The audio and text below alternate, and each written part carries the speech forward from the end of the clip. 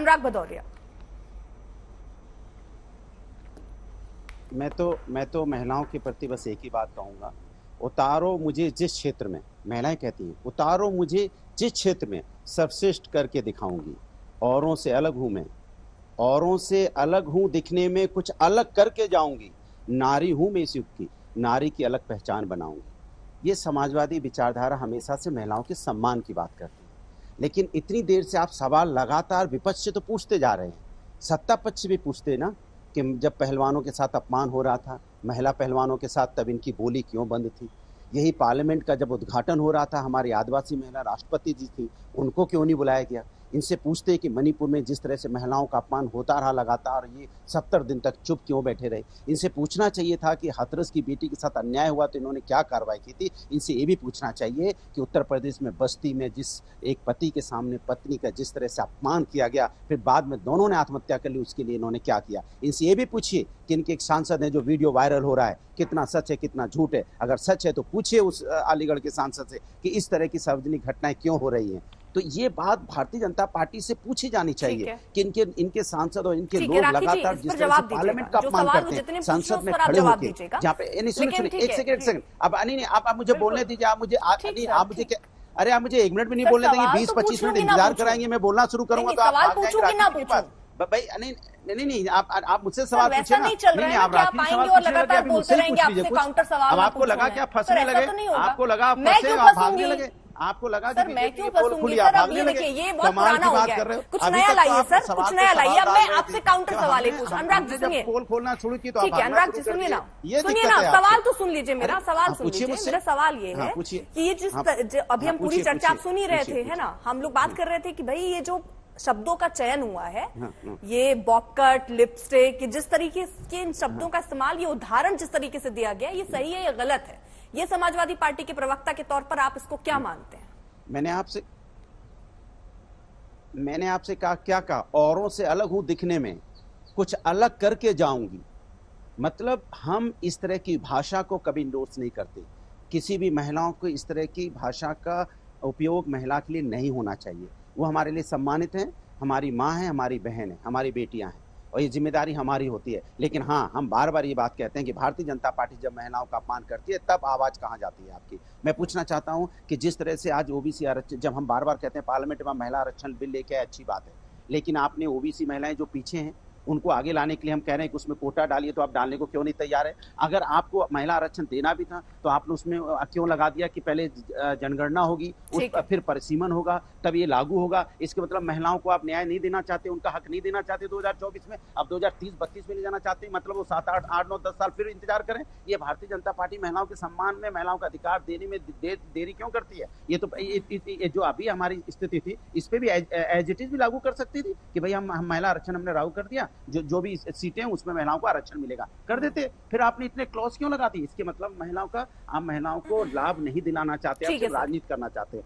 Bharatiya Janata party सिर्फ राजनीति करना जानती है, और जो महिलाएं पिछड़ी हैं, सर मुझे मुलायम सिंह यादव जी का भी एक बयान याद आ गया, लेकिन चलिए यहाँ कोर्ट नहीं करते, आरक्षण मिलेगा आपके सवालों का ही जवाब ले लेती हूँ जरा राखी राठौर जी। आपको तो हमारे बयान याद आएंगे ना, आपको बीजेपी जो भी बयान गलत है उसका जिक्र कर रहे हैं, आपके सारे सवालों के जवाब राखी जी से लेने जा रही हूँ। अंबर सैदी के पास में नहीं जा पाई, उनकी आवाज नहीं आ रही थी। राखी इन्हीं सवालों के साथ में आऊंगी। अनुराग जी आप ना, ठीक सर, अपने शर्त को साफ रखने के लिए आप ऐसे छींटे मारेंगे तो चलेगा नहीं सर, रुक जाइए। अंबर सैदी नहीं आप राखी जी आ रही हो, इनके सारे सवाल का जवाब के साथ आप तैयार रहिएगा। मैं जरा अंबर जैदी से नहीं रिएक्शन ले पाई हूँ। विपक्ष के बड़े याद करते हैं। ठीक सर, मतलब हम केवल आपको बिल्कुल ना याद करें, आपकी कमियां गिनाई ना, सिर्फ सत्ता पक्ष की बात करें, हाँ तब आप खुश रहेंगे। ठीक, अंबर जैदी से। ठीक, अंबर जैदी। जी देखिए अर्पिता, आज यहाँ पर जी यहाँ पर सभी लोग, जितने भी राजनीतिक दलों के लोग बैठे हुए हैं, महिला आरक्षण बिल पर सब लोग बात कर रहे हैं, महिला सुरक्षा को लेकर भी बात हो रही है। बात यह है कि देखिए जब भी हम महिला आरक्षण बिल की बात करते हैं, 33% महिलाओं की राजनीति में आरक्षण की बात करते हैं, तो ये तो एक एक्सक्लूसिविटी है कि 33% तो देना ही देना है। बाकी जो लोग ओबीसी, अति पिछड़ा, हिंदू, मुसलमान, जैन, सिख, क्रिश्चियन की बात करते हैं, तो पार्टियों के हाथ में जिस भी वर्ग की महिलाओं की, जिस भी जाति की महिलाओं को आगे बढ़ाना है, जिस महिलाओं की फिक्र है आपको किसने रोका? आप टिकट दीजिए। तो ये जो आप बांटने की राजनीति कर रहे हैं, आज 2024 चल रहा है और आप महिलाओं को भी, आप वैसे तो समाज को बांटते हैं हिंदू मुसलमान के आधार पर, अब आप महिलाओं को भी बांटते हैं, हिंदू की महिला, मुस्लिम की महिला, आदिवासी महिला और कौन सी महिला, पिछड़ी महिला, अग्री महिला। और सबसे पहली बात, अब्दुल बारी सिद्दीकी की जो शब्द है वो महिला विरोधी शब्द है। महिलाओं के जो मूल अधिकार होते हैं, सजना संवरना फ्रीडम ऑफ एक्सप्रेशन के अंतर्गत आता है। ये वो पुरुष है जो महिलाओं के बेसिक अधिकार पे सवाल उठाकर आप महिलाओं को, अति पिछड़ी महिलाओं को संसद में भेजने की बात करते हैं। भाई साहब, आप महिला विरोधी हैं। पहले आप अपने दिमाग को वॉशिंग पाउडर से धुलवा के आइए, उसके बाद आप किसी राजनीतिक पार्टी में आकर किसी भी पिछड़े समाज का एक महिलाओं का नेतृत्व कीजिएगा। आप इस लायक नहीं है। कोई भी पार्टी, कोई भी पार्टी इस तरह से धुली हुई नहीं। कोई भी कहती है परकटी, कोई कहता है बॉबकट। आप हिंदी शब्द इस्तेमाल करें या फिर कोई गांव की भाषा का या फिर अंग्रेजी, आप महिला विरोधी शब्दों के इस्तेमाल करते हैं। दूसरी बात, अनुराग भदौरिया साहब, मुझे बड़ी खुशी होती, आप बड़े सम्मानित हैं और बहुत वरिष्ठ है। मेरी एक बात सुन लीजिए, आप सब लोग यहाँ पर बैठे हुए महिलाओं की सुरक्षा पर बात करते हैं। अभी बीते दिनों उज्जैन में वाकया हुआ है, एक 12 साल की बच्ची घूमती रही सड़कों पर। समाज पर सवाल कीजिए, नीतियों पर सवाल कीजिए कि रिस्पांस सिस्टम में, कानूनों में क्यों सवाल नहीं उठते। और आप सिर्फ उज्जैन की बात करते हैं, राजस्थान में भी उसी दिन मामला आया है। मुझे बड़ी खुशी होती है अगर आप हर एक प्रदेश की महिला की, बच्चों की बात करते। विडंबना इस देश की यह है कि इस देश में महिलाओं को सर्वोपरि माना जाता है, सम्मानीय माना जाता है, पूजा की जाती है। लेकिन आप महिलाओं के, आप इस तरह के जो उनके साथ कृत्य होते हैं उस पर भी राजनीति करते हैं। कम से कम भाई साहब, आप राजनीति छोड़कर यूनानिमसली आप राजनीति नहीं का बदलाव की बात कीजिए। नहीं, आप बात करें मणिपुर की, आप यूपी की बात करते हैं, आप बात नहीं करते राजस्थान की, आप बात नहीं करते छत्तीसगढ़ की। सभी महिलाओं की बात कीजिए ना, क्यों नहीं बात करते? क्या राजस्थान की बेटी नहीं है? आपको दर्द नहीं होता अगर राजस्थान की दलित की बेटी को जलाकर मार दिया जाता है? तो आप सबकी बात कीजिए ना, सबके लिए गुस्सा क्यों नहीं आता? सुप्रिया श्रीनेत प्रेस कॉन्फ्रेंस करती है, गुस्सा उनको सिर्फ आता है उज्जैन की बेटी के लिए। जब राजस्थान की बेटी के लिए उनसे सवाल होता है तो बगले झांकने लग जाती है, उनके सूट ढीले पड़ जाते हैं। तो भाई साहब, महिलाओं के आरक्षण आप कितना भी दे दिए, जब तक आप राजनीति से उबलकर महिलाओं की बात नहीं करेंगे, लेकिन जो पीछे आपका संदर्भ भी गलत है। आप अपने संदर्भ को स्पष्ट नहीं कर पा रहे, संदर्भ भी नहीं है आपके पास। आप पहले उसको समझिए। ठीक है, अंबर ज़ैदी, मैं जरा राखी राठौर का भी रुख करूंगी। ठीक है, मानसिकता का प्रतीक है। कहने का सिर्फ और सिर्फ एक ही तात्पर्य यही, अभी तक आप निंदा तो कर नहीं पाए दानिश जी, अभी तक आप ये तो स्वीकार नहीं पाए कि जो आपके नेता कह गए वो गलत कह गए। इतनी हिम्मत आप इस मंच पर नहीं रख पा रहे हैं। उसके बाद आपने दुनिया जहान की बातें यहाँ गिना दी।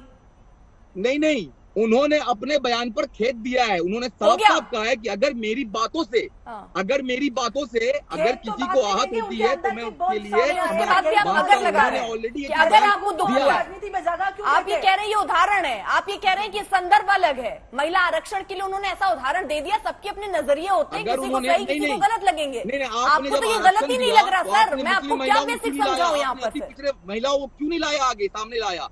यहाँ पर सिर्फ और सिर्फ देखिए, यहाँ पे कहने का मतलब सिर्फ और सिर्फ यही है कि हेलीकॉप्टर से आना है और खेत में जाकर के फसल काटना है।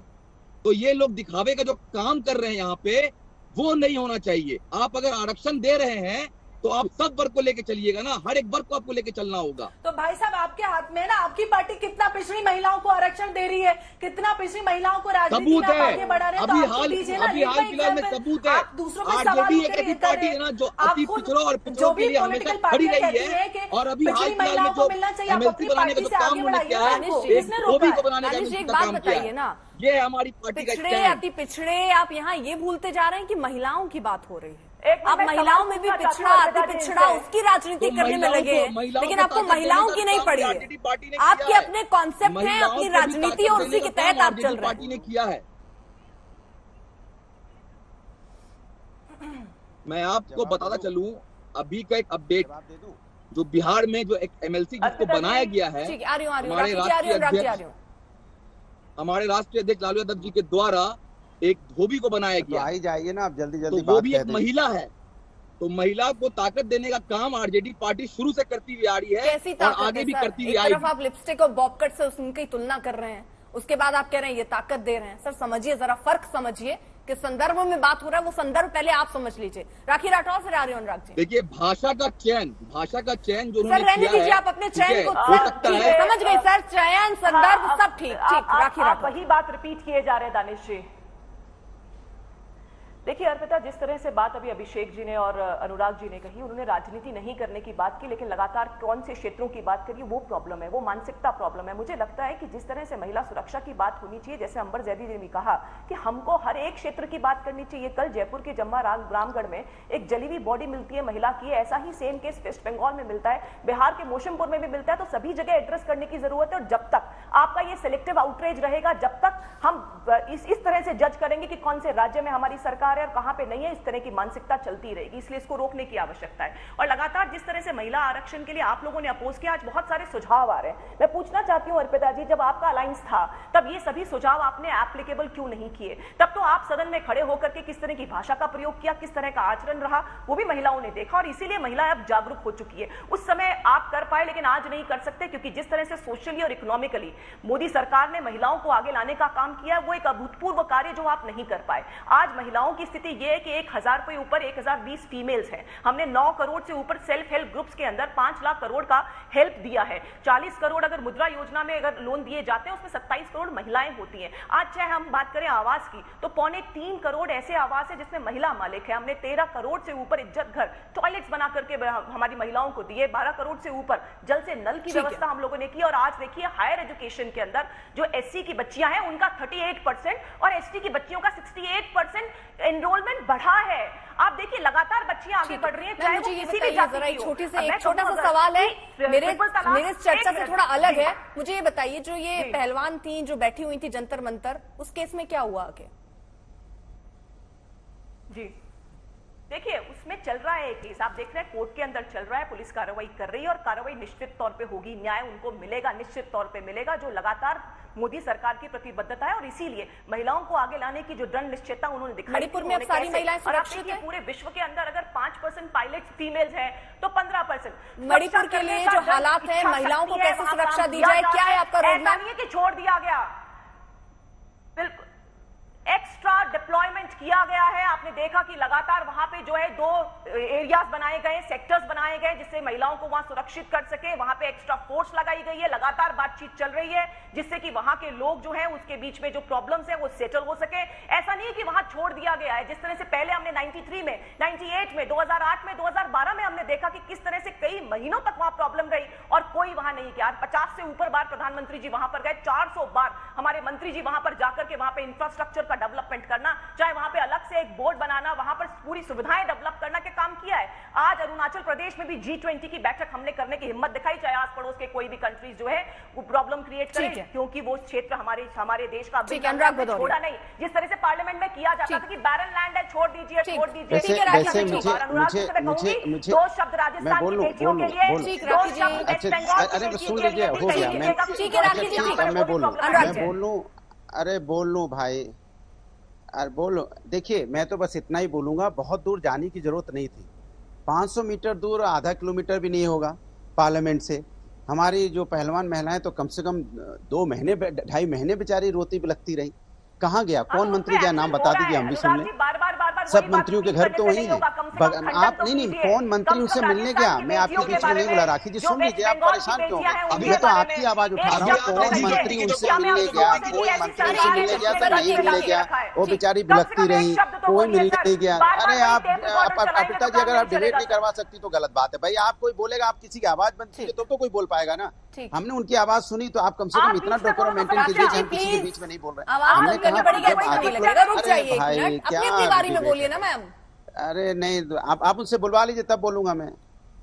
मैंने कहा मात्र 500 मीटर दूर पे सारे मंत्री रह रहे थे अगल बगल में। कौन मंत्री उनसे मिलने गया? कोई मंत्री उन पहलवान महिलाओं से मिलने नहीं गया था। और ये महिला सम्मान की बात करेंगे, राष्ट्रपति जी जो प्रथम महिला है, आदिवासी समाज से आती है, पार्लियामेंट का उद्घाटन हो रहा था, नहीं बुलाया। पार्लियामेंट का पहला सेशन चला, नहीं बुलाया। ये सम्मान करेंगे महिलाओं की। जब महिलाओं की जब पार्लियामेंट सदन के अंदर में एक व्यक्ति भारतीय जनता पार्टी का नेता जिस तरह से शब्दों का इस्तेमाल कर रहा था, उस शब्दों का जिस तरह से उसने इस्तेमाल किया, क्या आपने कार्रवाई की? आपने प्रमोशन दे दिया, उसको प्रभारी भी कहीं का बना दिया। ये आप देश के अंदर जो संविधान का अपमान कर रहा था, राष्ट्र का अपमान कर रहा था, देश का अपमान कर रहा था। बोलने का मतलब होता है पूरे राष्ट्र का, राष्ट्र में सभी आते हैं, लेकिन क्या कार्रवाई हुई? भारतीय जनता पार्टी ने की कुछ नहीं। अरे हम तो पश्चिम बंगाल की बेटी के साथ अन्याय होता है तो भी आवाज उठाते हैं, बिहार की बेटी के साथ तब भी उठाते हैं, उत्तर प्रदेश की बेटी के साथ होता तब भी उठाते हैं, राजस्थान की बेटी के साथ होता तब भी उठाते हैं, और दिल्ली की बेटियों के साथ होता तब भी आवाज उठाते हैं कि महिलाओं के साथ अन्याय नहीं होना चाहिए। यही समाजवादी पार्टी जिसने 1090 महिला समस्या के लिए बनाया था, यही समाजवादी पार्टी जिसने 100 डायल समस्या के लिए बनाया था, यही समाजवादी पार्टी जिसने बच्ची जो यहाँ पे 12वीं पास में जाती थी उनको लैपटॉप दिया था, उनकी हमने शिक्षा मुक्त की थी। यही समाजवादी पार्टी जिन्होंने सुन तो लीजिए, आप बीच में बोलेंगे तो गलत बात है। अर्पिता जी, अगर आप डिबेट नहीं करवा सकती तो मत करवाइए। बेकार आप आवाज नहीं बंद कर सकती, आपकी हिम्मत नहीं होती, हम बोलते तो आप चिल्लाने लगती हैं। ऐसे कोई डिबेट होती क्या? हम बोल रहे हैं, वो बार-बार बोले जा रहे हैं। ठीक है राखी जी, ठीक है। अर्पिता जी खुद ही डरी हुई हैं आप बीजेपी से, ठीक है, डरे सहमे हुए। ठीक है, ये कुल मिलाकर ये चीज समझ आती है कि एक मानसिकता जो हर पार्टी में कहीं ना कहीं ऐसे बयान आ जाते हैं और उसके बाद हर कोई अपने आप को साफ दिखाकर दूसरों पर छींटे उड़ाने की कोशिश करता है। यही लब्बो लुबाब है।